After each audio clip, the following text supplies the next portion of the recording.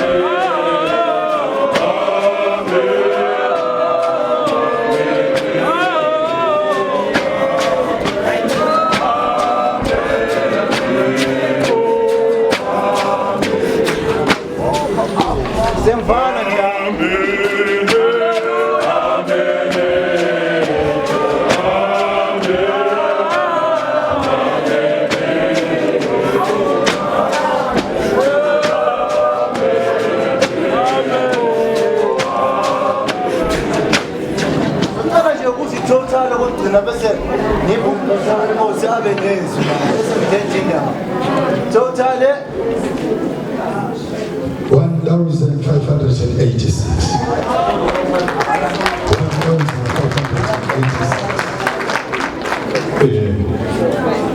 Siyabingelela egameni lenkosi. Amen. Siyabingelela babuMaqemane.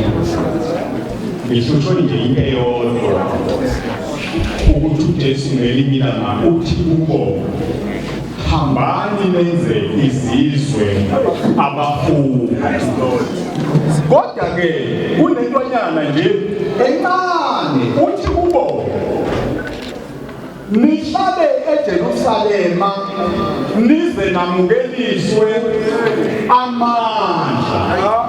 Uthi hlala eJerusalema nihlale lisethembiso nize namukeliswe amandla amasha. Lento ngisinike ukuthi uJesu wayebona ukuthi abaphelelesiwe umoya oyingcwele bangazange bewamukela. Wayebuka uJesu ukuthi ukuze umuntu ebe ngumholi ophelele noma umuntu ekwazi ukuthi enze izizwe abafundi kufanele kube naledawana yokuthi umuntu amukele umoya ongcwele kuqala ukuze ezoba namandla, ngoba kwakuzoba nenkinga yokuthi sithola abantu asebeziveza bona bengasavezi uNkulunkulu ngoba bageje eqaleni ukuthi bamukele umoya ongcwele. Manje-ke umgodi mayiqale wahlala waze wamukela umoya ongcwele mayisephuma useyoveza uThixo akazivezi yena. Ngiyabonga nami egameni lenkosi. Amen. 1,627 abazalwane.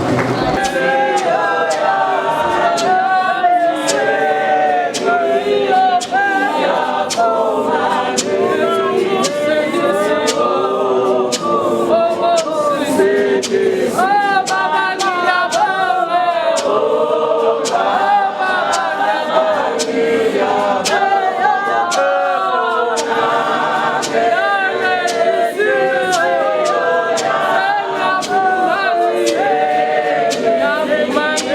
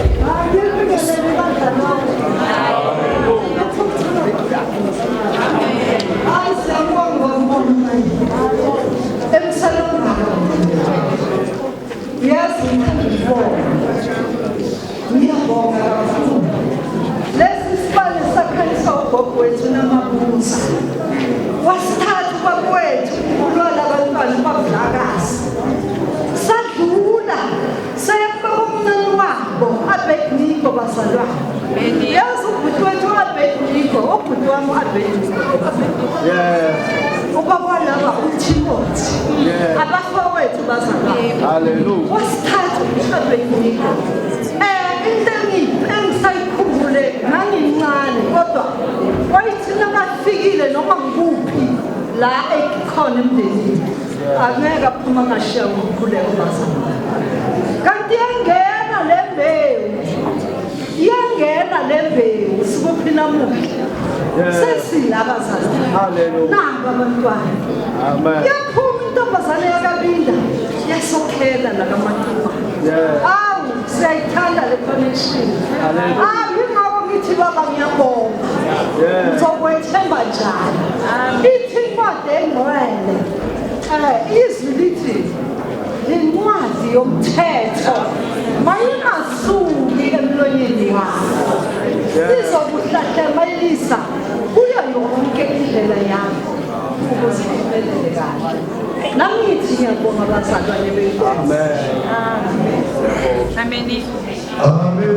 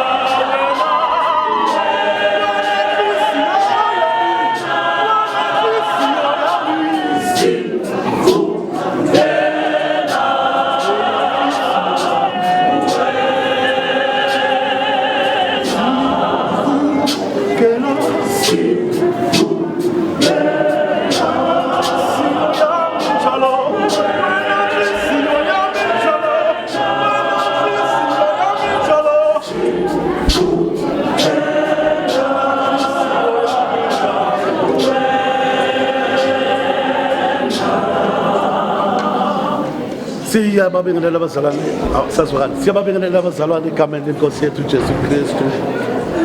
Siyabonga kakhulu ngokufikelela lesikhathi lokufikelela ekhaya.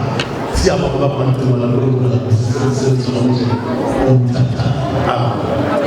kunezinto elibamba elilodwa ayibonga elithi baya kuJohane bathi baba thina sazolele ukubabhalisa kodwa manje ngale kwaphesheya kwenceba khona indoda ebabhalisa and thina saziwe ayihloma ihlasele baba siyohlasela lena ndithi kwasele yaphendula uJohane wathi ufanele ukukhula yena iqithe engazathi baba wathi uhambe nje ngoba mubo buholo ongangeneki mubo buholo ongasondeleki mubo buholo okhukhumela intazi yasizwe lama lekhokweni lakhe ukuthi ngoba khona abantu abamsondela bathi baba uprofeti ukale nje ingengane ukale nje ukuthi yehla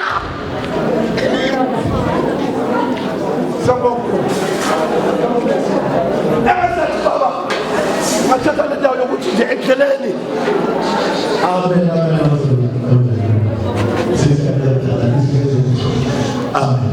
endleleni baba ngathi ungahamba wehlile ayibonga inkosi amen uMefiboshethi uma ezala wayengelona unyonga wazala ephila kodwa endleleni walimaloba lunyonga walimala la esandleni kwakufanele simvulele khona abaningi abantu abalimala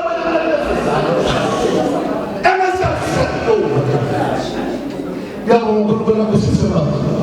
Uhambe kahle endleleni. Ikhathele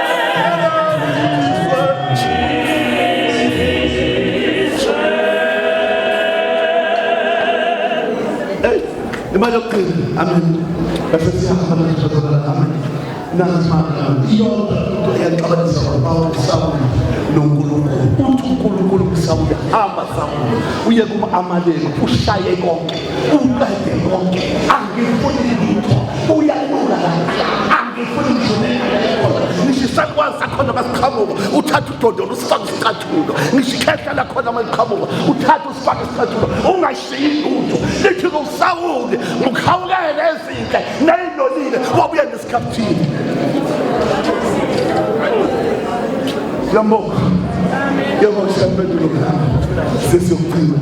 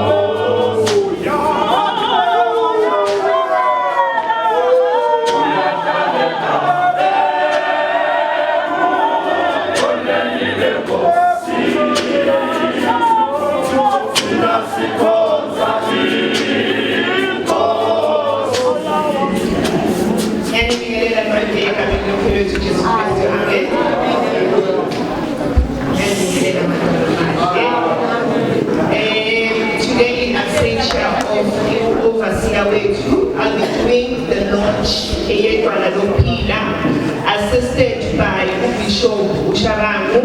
Ngizothatha ngifunde all the requirements for us to be launched with a presentation of ministry. A background of Rock of Life Ministry.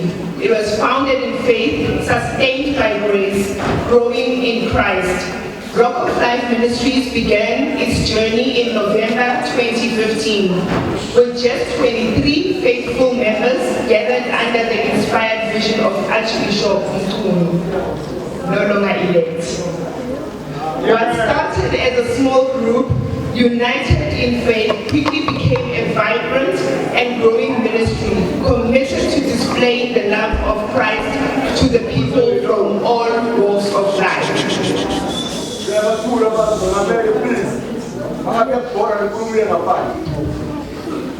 Who are we? The church vision as seen on our burners. To be the church that displays the love of Christ and connects with people of all walks of life and leads all people from all backgrounds to real transformation in Christ. What is our church mission? To live by faith, to be known by love, and to be the voice of hope. A church founded November 2015 in Soweto. Our structure does consist of our Archbishop, who is closely related to our General Secretary. The Bishop reports to our Arch, then the Overseer also works with our committee and church operation team in conjunction with General Secretary. We have senior pastors, priests, as well as our elders and our beloved church members. Our ministry pillars. We are Christ-centered transformation.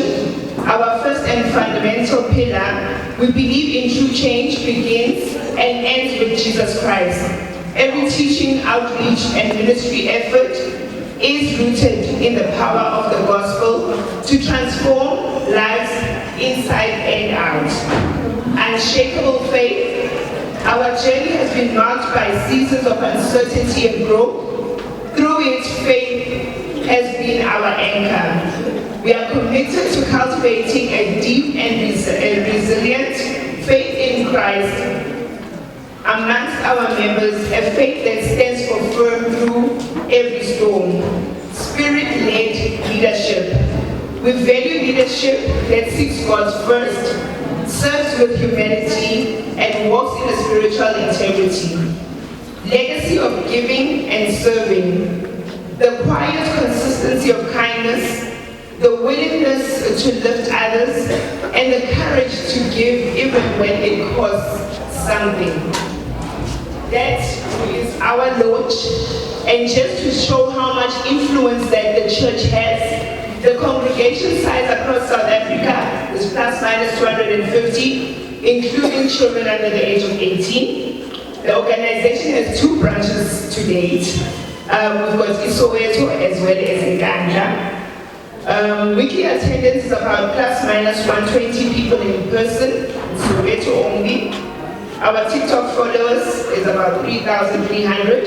Facebook followers is about 46, so we're still keeping internal. There's a lot of work to be done. Hopefully this launch gives us a way that to get into the thousands. YouTube subscribers 233 and 61,200 views. We broadcast across all social media platforms, YouTube, Facebook, and on the national TV. I will hand over to Bishop Shabang to formally launch us.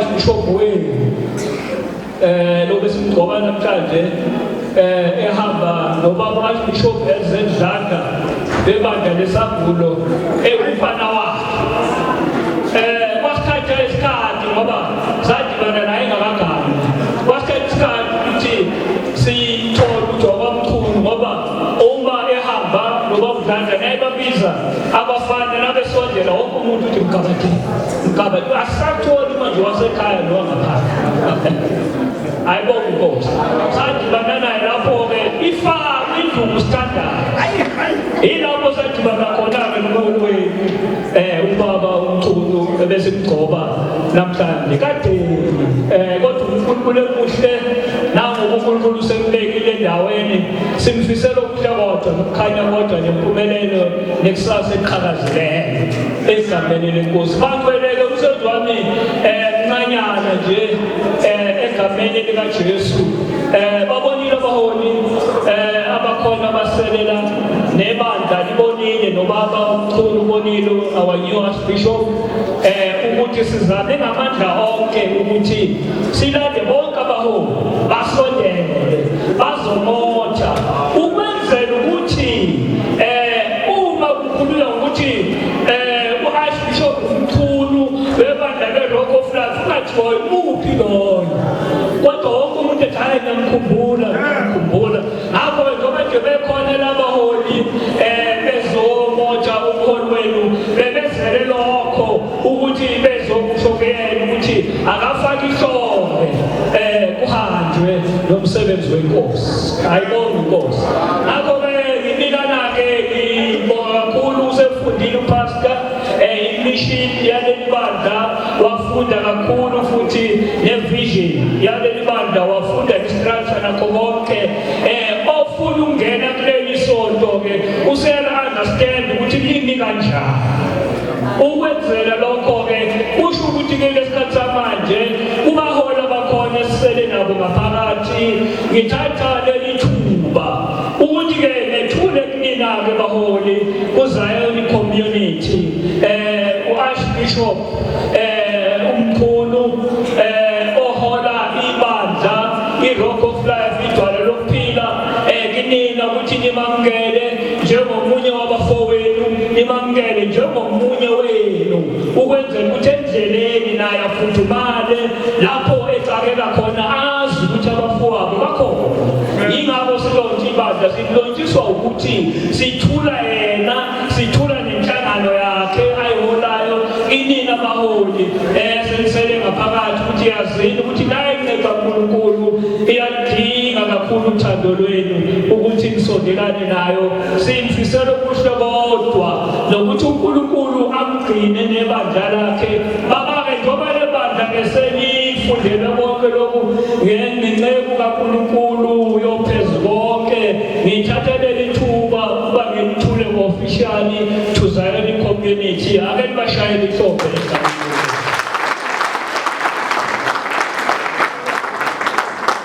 Siyabonga kakhulu ngiyacela lihle ngifundele masinyane kunamazwi nje ngifuna uwashiya ubaba ngiwashiye nasebandleni lakhe eyokuqala izenzo chapter 6 verse 3 lamazwi ngiyobhekisa kuyo umholi wethu izenzo chapter 6 verse 3 yesibili ubasebenzi u6 verse 12 to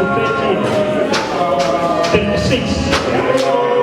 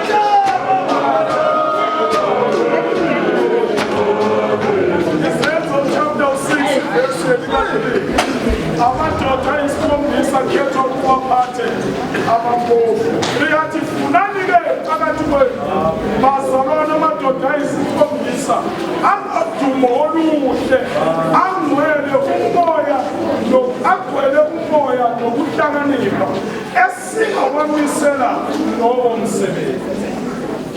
Usesetheni ulandelayo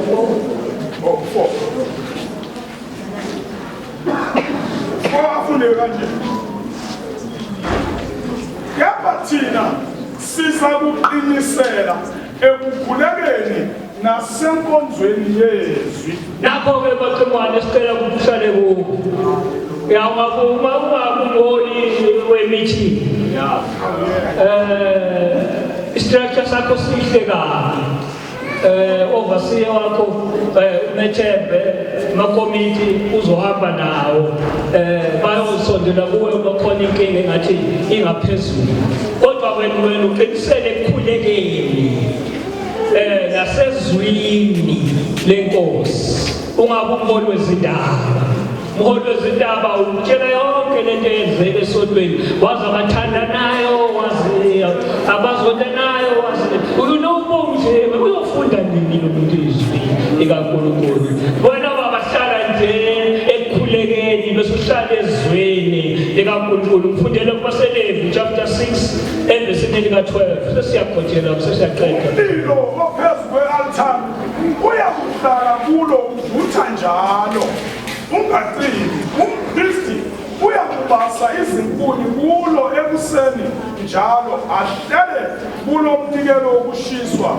ashise kulo amanoni omnikelo eminikelo yokuthula sebenzi wakho babi altari lale nkonzo iRock of Life phane hlale livutha umnikazi oyovuthisa altari umnikazi oyoletha umlilo kule nhlangano umnikazi oyoletha izwi kule nhlangano umnikazi oyoletha amandla kubo bonke laba bantu uNkulunkulu abalethile ngakho-ke hlala e-altari baba uhlalele izwi uhlalele ukukhuleka ngalawo magama akukho isitha esiyongena ngoba yokusendaweni yakho njengomgcotsho kaSomandla uhlale baba i-altari livutha njalo ayikho into eyinkinga njengoba lo mholi o-empty you know hayi angikhulumi ukuthi uyakwazi ukushumayela noma uyakwazi ukukhuluma ngezwi kodwa nje ongazi nix ngezwi kodwa nje nawubuza ngeyindaba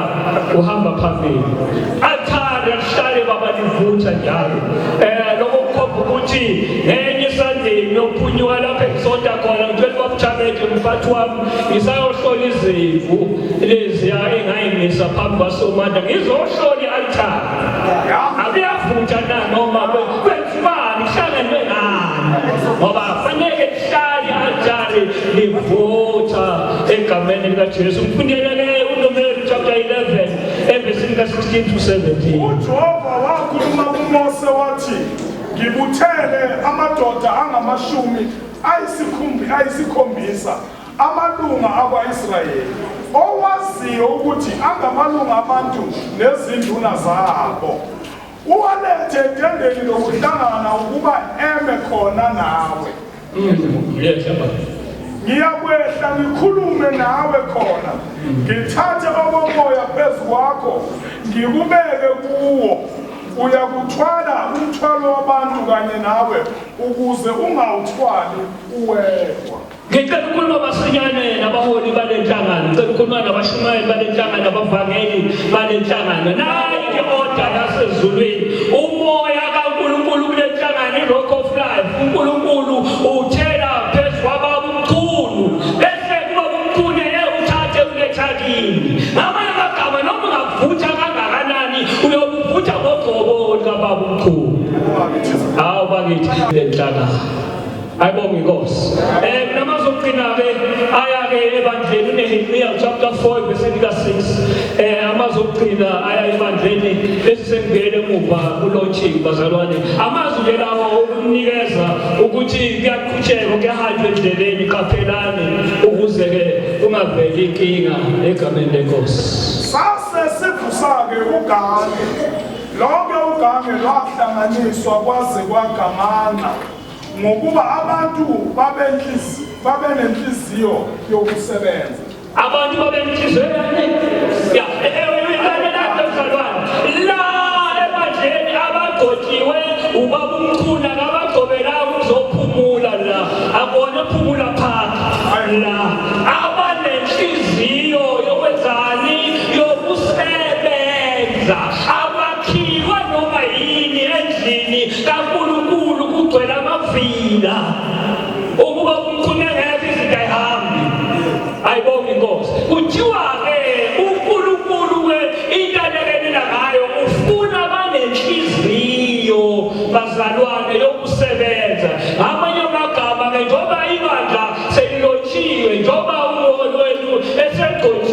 kubekiwe bazalwane uNkulunkulu uzokwandisa umsebenzi aletha abanye abantu ukuthi bazoholwa baphathwe inceku yakhe ubaba umkhulu akungatholakali abantu bengena benentshisekelo yokusebenza banitholele bathi wenziwa ukuthi uyafika hawu bazalwane awazi izinto zalapha phakathi yazi wena wenziwa discourage abantu ungena ngomnyango ngoba banayo inhliziyo yabo bazalwane yokusebenza befuna ukuthi-ke bandela se-Rock of Life kusukela namhlanje ilona lowo akabe nenhliziyo yokusebenza nibambane lenhlangano will go very far esibonile la kusijabulisile enikwenzela umholi wenu yonamba eninayo ayisho lento eniyenzile inamba yenu isho ukuthi ninga-achieve okuncane but your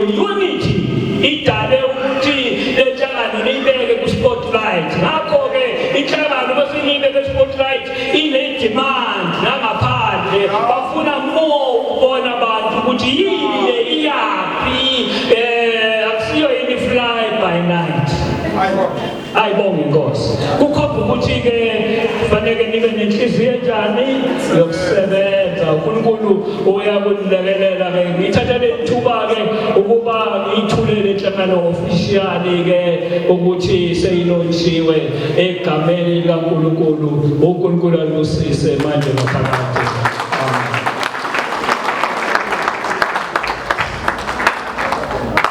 Siyabonga bazalwane. Siyabonga kakhulu.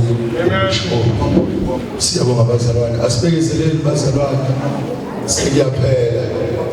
Angeke abazalwane especially abancane bahlale phansi omkhulu bemile nogogo. Angeke asifundisanga kanjalo bazalwane lokufana. Siyabonga bazalwane kulela phambili. Elder Gwenya uzosondela ngapha. Azomsiphumile sibonga bazosondela ngapha bezokwenza umsebenzi kaNkulunkulu. Amen. Amen bazalwane.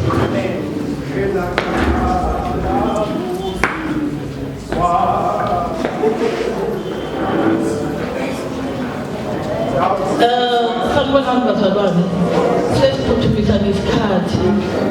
Ngithanda ukubonisa umoya oyingcwele nje ngithanda ukuyisonto. Bese ngithanda ukubonisa abaholi bonke nasebehambile abakade bekhona bazosisingatha. Ngibonisa abaholikazi bonke, ngibonisa omama bonke nama-elder wonke akhona. Bese ngibonisa nebandla lasekhaya elibuya eZimuni. Lana ngithi Mkhulu nogogo nibusiseke kakhulu ngoba ithema ku-anniversary nani nabe ni-ordainwe namhlanje. Uqondene uhambene ngoba kungenxa yamandla kaJehova. Engithanda ukusho bazalwane basedwaleni, ngicela ukuthi sihambeni ngobuqotho endleleni. Uye wathi omunye umfundisi izolo angathi ukhululusa izimvu, ukhulusa abantu. Ayikhulisa imvu ngoba imvu inene. Imvu ayikhulumi, imvu ayikhompleni, imvu ayihleli, imvu ngeke ikhulume kakhulu. Manje umuntu kusasa bazokujikela mkhulu. Kusasa bazokubeka amabala. Ngithathe isifundo kuwena namawuthi masifane nedomethe emnyango. Le bhale welcome. Noma ungayinyathela ngey'cathulo eziyithathu. Angeke ithi kusasa mawuqhamuka ithi ungangeni. Izolokhu ithi welcome. Ngicela nawe wenze njalo mkhulu. Ngoba kusekunini sisazokhuluma. Sisazokusho. Bayakhuluma bazalwane. Bazalwane bayakhuluma. Ngingamxoxa kabi ibandla lasedwaleni. Mangabe kusasa iqeda ukumbesa umkhulu nogogo. Bese kuba yini abakhuluma kabi. Yabangabala behlisa abaholi babakhambe babadidele phansi. Ngicela simphatheni kahle lo baba. Abaholi basedwaleni bonke from u-Archbishop enzansi kubapristi baphethe kahle edwala. Sinento esiyo namhlanje. Mina engangena kudala yini into engiyo namhlanje because of abaholi basedwaleni. Bayamkhanda umuntu, bayamnakekela umuntu, bayaba bephula nabazalwane. Kodwa thina ekugcineni ngicela phansi. Ngicela siyiphatheni kahle. Ngicela sibahloniphe abaholi from u-Arch ukwehla kuyofika enzansi. Ngicela sibarespektheni. Ngeke ngikhande kusasa mayesephuma umuntu emandleni athi ngikhishwa u-Archbishop. Angeke umuntu ufake emandleni oyowakhipha umuntu.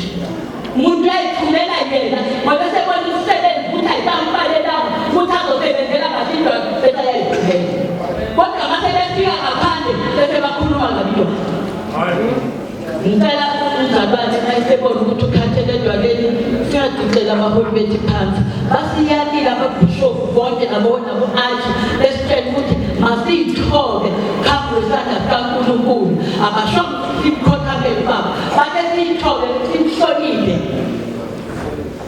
ngicela simhlonipheni ngithi happy anniversary emandleni ngicela u-10 years esinawo sibe nomunye sisasemphelele kanti ngithatha ucela omunye 10 years ngaphezu kwalo bese kuthatha bayafika abazalwane futhi bazokwenza i-anniversary ye-20 years ugogo sewaphume emandleni ngoba esekhishwa ulwimi ngoba esekhishwa mama asihlaleni uJehova bazalwane asihlaleni uJehova ngicela sihlaleni futhi ngizoyilindelela nje bazalwane asihlaleni asazile iBhayibheli lingene engqondweni siyekele ukwazi ulwimi siyekele ukuhamba esikhuluma izinto esingazazi nebandla simphakamise kakhulu wonke umuntu uvumile wathi umkhulu akaphakame akekho themina ngufuni lowo ngicela ke sisasa singabe sesimkhuluma kahle sesihambe simhleba sithi simbona njengomama Macingwane sithi samfaka ikhasoni sithi samfaka khona lokho sifake khona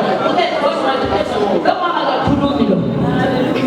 lo mama akakhulumi lo siyadala kuye lo mama akakhulumi uyamazi umuntu futhi mayesebona ukuthi mhlambe khona la understand khona uyadoda ngoba wena khona into engayiboni kahle kwenzakala akakhulumi lo mama angifuni ekhatha bese ngivuka ngokubenda inkomo angayishaya nomkhulu asinayo nje umholi wethu okhulumayo la endlini okhuluma kabi mntana webandla asinaye lobe kuyaqala asinayo nje umholi okhuluma umntana webandla kabi la endlini lobe kuyaqala sonke abaholi bethu sibanikele la ndini sidume kahle ngaphandle siyathi kabi bathi sibona aphinde ibona nje indwala lihle lidokile lisitafile lifake la mfayifa yogogo bakhona kodwa kuloya bazalwane okugcina ngicela sihlonipheni abaholi bethu sihloniphaneni nasiba siyathandana into engiyazi siyathandana kakhulu ngicela ukuthandana kwethu ngoba siyahloniphana ebandleni siyahloniphana ngicela siqhubeke kanjalo ngiyabona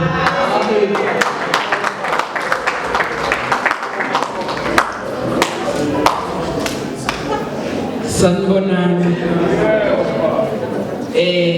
omi phambi kwenu usibonga konke akwajiyani I'm one of youth members esonto ngizogiva ama-testimony abantu asebekhonze nathi for the period ye-10 years. Ngibonga le opportunity and because ukuze ngibe lana I had to cancel i-Sweet 16 party yami. ngolwesine last week bengenza 16 years.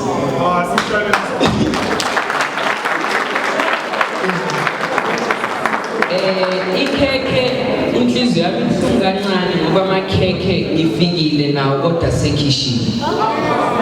So sizodlula after. So ngizothi qaphu nje ejeni yami mina isonto ngilijoyine 2017 bengu grade 2 ngihamba nomama Pastor Muthi. Safika kwaba mnandi. Into engisize ngayo ke mina isonto as a whole ukuthi lingenze ngagaina more confidence because bengiqala ukuma la esontweni ngikhulume today ngikwazi ukuma phambi kwabantwana esikolweni we have abantwana aba over 1300 kodwa ngiyakwazi ukuma phambi kwabo ngiphe presidential speech ngithi ngiyaba represent.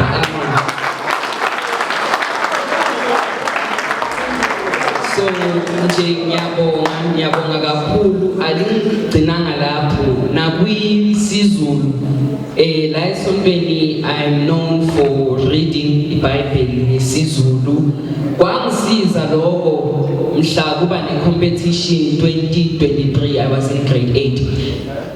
Kwaba ne-competition kwathiwa ngabekwa nomntwana wase-KZN ngoba sasithole ngokufana ngokubhala. Ngabekwa nomntwana wase-KZN bathi ozofunda kangcono phakathi kwenu nobabili uyoyithathile indoda. Ngaphuma number 2 e-national level nesizwe. Amen. So i-experience yami leyo edwaleni mkhulu, ngiyabonga kakhulu. Ungakhele nesithunzi, ngasho ukuthi ngakhele nesithunzi because esikoleni abasangibizi ngoji. Bekunzima kakhulu lapho bazalwane, kodwa sibonga inkosi ukuthi nani ibandla samile futhi lisaqhubekela phambili. This is a true definition yokuthi leli ibandla likaNkulunkulu kube bengingasiyena kabe namhlanje asiyibonanga le 10 years. Ukuba khona lana ebandleni ngifunde okuningi kakhulu futhi ngikhulile as an ambassador. Sengathi uJehova angalikhulisa leli bandla lakhe. Nami ngiyafisa ukuthi ngikhule ukudlula lokhu, ngilisebenzele idwala ngoba liyathwalana ezimeni ezinzima umuntu adlula kuzona. Sengathi uNkulunkulu angasipha amandla siqhubeke nokwenza imisebenzi yakhe. Amawele lawo.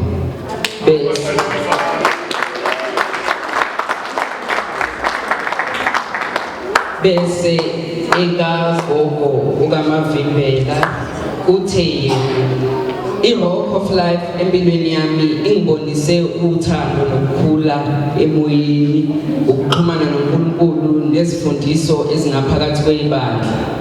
Sengathi uJehova angasandisela idwala likhule ngoba linomoya ocwebileyo. Ucela shenza. Bese uSister Londiwe Ziqubu uthi, as Rock of Life Ministries, idwala lokuphila celebrates 10 wonderful years. I want to share how God has changed my life. Happy 10 years of grace. Even though I've been a member for a few years, but it feels like 10 years already. Being part of this family has grown my faith and filled my heart with peace. The Bible verses we hear every Sunday molded me and taught me to love and forgive. The church's love and support lifted me when I was down and showed me God's hand working in my life. I found true friendship, purpose, and strength to face every day. Thank you, Rock of Life, for 10 years of love, prayer, and miracles. We are not just a church, you are our family. So, bazalwane, these testimonies remind us that Rock of Life Ministries is more than just a church. It is a family, a community of believers who support and uplift one another. As we celebrate 10 years of God's goodness, let us continue to be the beacon of hope and love to the world around us. May God bless Rock of Life Ministries, and may we continue to be a place where people come to know and experience His love. Ngiyabonga. Thank you.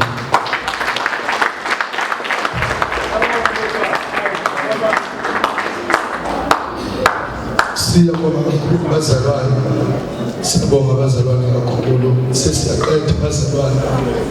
Njengamanje ngizonikeza ithuba uSokhaya abe namazwi okubonga bazalwane, abe namazwi okubonga. Siyabonga. Ingasehlabeleli bazalwane. Isikhathi sesihambe kakhulu. Ngiyabingelela ibanga egameni lenkosi yethu uJesu. Haleluya. Ngiyabingelela bazalwane egameni lenkosi yethu uJesu. Ngiyabingelela ukuthi noma ngabe kuthulalela ezwe ukuthi ngizama kanjani. Haleluya. Isiso sokujabula bazalwane. Ngiyabonga kakhulu. Ngiyabonga kakhulu ikakhulukazi qala ebandleni. Ngiyabonga kakhulu bazalwane. Umsebenzi wenzile. Ubiyeka nje bonke engqondweni zethu kube nalokho ukuthi siyohlela ukuthi siyomanalela abandla sibenze umsebenzi. Ngiyabonga kakhulu ubuholi uma ngicala sidibana nobaba uShabangu wathi ngisaya ebuholini. Haleluya. Manje ngiyabonga kakhulu uBabethabete nebandla lonke, ngiyabonga kakhulu lokho kusho ukuqala omhlobo ukusuka manje siyaphambili. Ayibonge Inkosi. Ngiyabonga kakhulu bathandekayo, ngiyabonga kakhulu umsebenzi owenzile lo msebenzi uBaba Shabangu awenzile wahamba i-extra mile. Ngibonile ukuthi indlu kaNkulunkulu beyithole kangakanani bazalwane. Ayibonge Inkosi. Abanye beqhamuka ngithi wow, nalokhona ngenxa yemisebenzi ababa uShabangu nebandla. Ngiyabonga kakhulu bazalwane. Haleluya. Ngibonge umpostoli wami baba uWeba. Sifike kuwe sesigijima kodwa ngomusa uNkulunkulu awubekile kuwe wasithobela wenza ukuthi kube kuhle njengoba bekukuhle endlini kaNkulunkulu. Ngiyabonga kakhulu bazalwane. Ngibonga kakhulu kuyindlu yeZPC ubuholi obufikile bonke obuzothabela dasukuyeka nje into ebalekile ebekufanele ngabe uyenzile nembhede emihle kakhulu bazalwane ebeningalala kuyo. Kodwa nakhetha ukuthi nize la ebandleni Rock of Life nizoma nathi ubusuku bonke sekuze kuqala nemini. Amen. Haleluya. Ngiyabonga kakhulu bazalwane. Ngiyabonga kakhulu. Ngiyacabanga ukuthi isimeme siyongena uma umholi enza ngithi ushilo uBaba Shabangu wathi ngesiqalile ibandla lomdedela kwisimanje. Because libonile bazalwane balakwazi ukuthi lemukele okuzakulo kuphela lingadedeli okufanele ukuthi likudedele kulo. Ngiyabonga kakhulu bathandekayo. Ngizobonga ubuholi bebandla le-Rock of Life. Amen. Lebandla lonke. Amen. Ukusuka eKZN eGauteng yonke. Ngiyabonga bazalwane. Amen. Alikho nesente ngelikhiphile bazalwane noma bakithi. Ukwenza umsebenzi. Alikho nokulodwa isenti engikhiphile bebengafuni ukuthi ngisondele la abasebenza khona bazalwane. I try ukuthi ngizame ukuzodamba la izolo ngidlula ngimncameni basheshe bangixosha ukubona bayazama amaloko ukuthi nje nogogo akasaphila ngekhaya bacela ngiphuthume ekhaya kanti bayangixosha labazalwane ukuthi beze bekuhle kanje. Ngiyabonga kakhulu bazalwane. Ukhomba ukuthi ibandla likhona. Amen. Awuyangizobazalwane. Ukhomba ukuthi ibandla linobuholi obukhona obu-existayo bazalwane. Bakabonga namanje. Manje ngiyabonga kakhulu bathandekayo. Ngiyabonga kakhulu umndeni wenyama. Ngiyabonga bazalwane. Ngiyabonga kakhulu. Ngizwile kunogogo nayo ona-90 la. Is still sitting lapha njengoba semsebenzi bazalwane. And strong usayidrayivela usayidrayivela njengoba neminyaka engabantu bathandekayo. Manje ngiyabonga kakhulu kumndeni wasesayidini lami nomndeni wasesayidini lakwankosikazi. Ngiyabonga kakhulu. Ngibonge ikhehla esesisele nalo bazalwane alisekho elinye yilo leli eliwumalume eliwubaba liyonke into bazalwane. Ngiyabonga ukuthi noma impilo ingekho kahle kodwa likhona ukuthi lisuke from eNatali lizosho ukuthi wathi uBaba Shabangu ngifuna ukuzogcoka umuntu engazi ukuthi imvelaphi yakhe bavumile ekhaya or weqile. Ayibonga Inkosi. Manje ngiyabonga kakhulu bazalwane. Ngiyabonga kakhulu ukuhlala nje kuze kushayise isikhathi. Ngiyabonga kakhulu bathandekayo. Ngabe ngenza iphutha mangabonga ngesithando sami.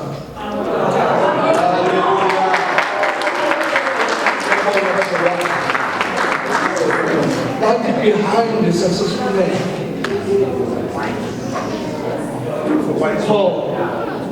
Hallelujah. Akuzange bemnandi bazalwane betheleni. Bengamnandanga bazalwane. Bengamnandanga bephuma.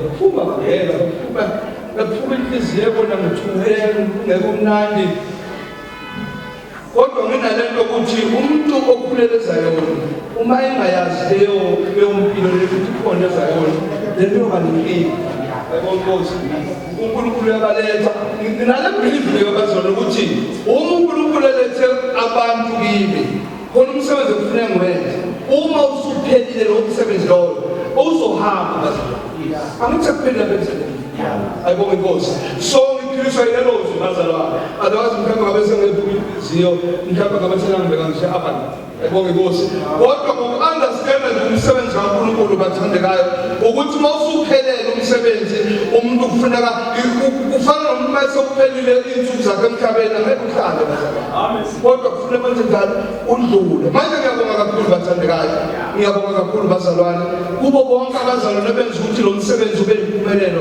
ngiyabonga kakhulu bathandekayo noma abanye mhlawumbe ngingasabathintanga kodwa ngiyabonga kakhulu bazalwane ngiyabonga kakhulu kubo bonke abantwana abafaka isandla bazikhanda ekuthenini ababele abazalwane ngiyabonga engingasho ukuthi ngiyabonga kubo ngiyaxolisa abazalwane kodwa ngiyabonga kubo bonke ubuholi ukubona sengibazi ukuthi ubuholi bakithi noma ngingafona namhla ngiyazi ukuthi uzobe khona ayibonga inkosi naye mangithintile ngiyazi ukuthi uzobe khona babumhlaba ayibonga inkosi ngiyabonga kakhulu bazalwane uma kukhona okusele bazalwane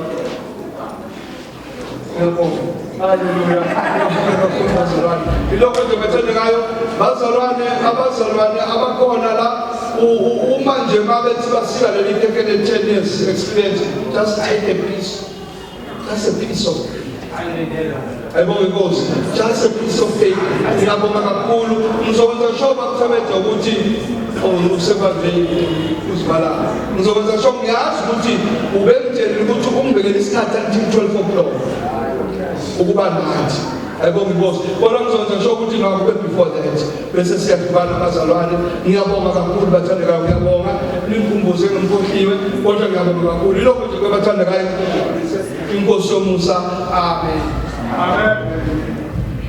siyabonga abazalwane ngizocela ukunikeza thuba upastor umuzu seyaphela abazalwane Amen. Without wasting too much time, second last part, a token of appreciation. It would be unjust for us to acknowledge bonke abasebenzele sibonge kakhulu program. Acknowledgements ethu socela ukubonga bonke abasiphe ama-scripture readings and gave us those words esokwazi ukuchuma. Ngizocala no-Bishop Nxumalo. I am not sure if usasekhona ubaba usehambile. Lady Bishop Umhlambi. Yes, Mami, please come close to me. We will just give a small round of applause per recipient. Then asondele ngapha kumama.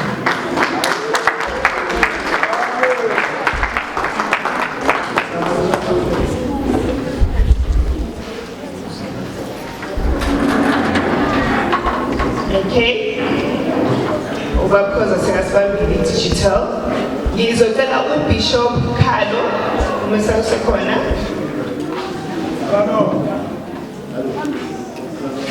Okay. And then uBishop Ndlovu. Osebabini ayemawe uBishop uZedlala. I know ukuthi sekahambile. Ungaphandle. Bishop Ntuli. I think we have mentioned Bonke. Okay, Archbishop N. Malinga. Okay, and then Archbishop B.A. Ngati. Nazo.